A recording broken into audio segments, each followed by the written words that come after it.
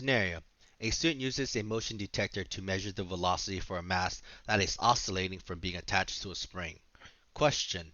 Do you need the position versus time graph to determine the frequency of the standing wave? Explain. Well, the answer. No. The frequency is determined by looking at how many complete cycles a wave has in 1 second. Here you can see that there is a wave there, and you can determine how many of those waves occur in that 1 second. So the next question asks, what is the frequency of the oscillation? The answer?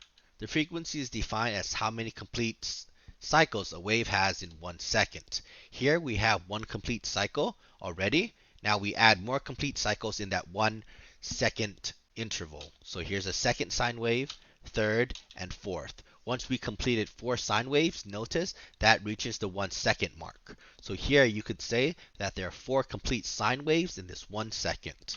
So the frequency is defined by 4 hertz. The last question asks, how long does it take for one sine wave to occur for the oscillating mass? So all we have to do, take a look at the answer, is find the period, which is t is equal to 1 over f. Our f was 4 hertz, so t is equal to 1 over 4.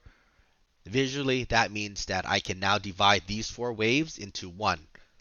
So divide that, divide that, divide that. That's 4 waves divided by 1 divided by the 4 waves gives you this. So this one wave occurred in this much time. So that is the 1 divided by 4. 1 divided by 4 is 0.25 seconds. Notice that is how long it took for this one sine wave to occur.